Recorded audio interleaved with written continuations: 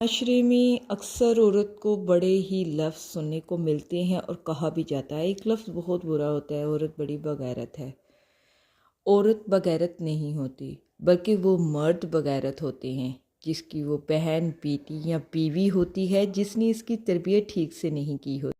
दर हकीकत औरत बेहया नहीं होती, क्योंकि औरत की हया की चादर तो इस वक्त उतरती है जब इसके घर के मर्द बेहयाई को बिछौना बना लेते हैं। जब तुम दूसरों की औरतों को देखोगे तो तुम्हारे घर की औरतों की नज़रों की हफ से कौन बचा सकेगा। यकीन करो, जब तुम किसी दूसरे की औरत को लेकर होटल के कमरे की सीढ़ी चढ़ रहे होते हो, तो इस वक्त तुम्हारे घर की औरतें तुम्हारी इज्जत और अपनी हया का गला घोंटती हुई तुम्हारे घर की सीढ़ियों से उतर रही होती हैं।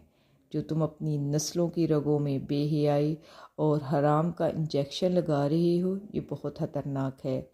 फिर चाहे तुम 1 लाख के पर्दों के पीछे छुप कर ना परविश करो, तुम्हारी ही नस्ल में से कोई शरीफ ज़ादी तुम्हारा मुंह काला करके तुम्हारे मुंह पर बगैरती का थप्पड़ ज़रूर मारेगी। अभी भी वक्त है, अपने आप को संभाल लो, ठीक है। जो तुम करते हो, पहले ये देख लो कि अगर तुमने किसी को बुरी नज़र से देखा है तो तुम्हारे घर में भी माँ, बहन, बेटी है। अगर तुमने किसी की मजबूरी का फ़ायदा उठाया है तो एक दफ़ा अपने घर की तरफ भी नज़र डालो।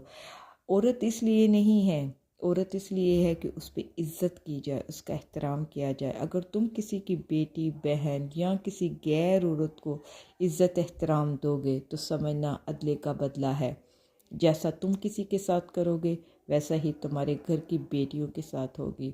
अगर तुम दूसरों की बेटियों की हया की चादर उनके सर पर रहने दोगे तो तुम्हारे घर में भी हया की चादर तुम्हारी बेटियों पर भी पड़ी रहेगी।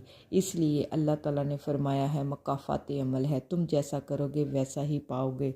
तो बेहतर है ना वो करो जो तुम्हें कल बदला भी अच्छा मिले।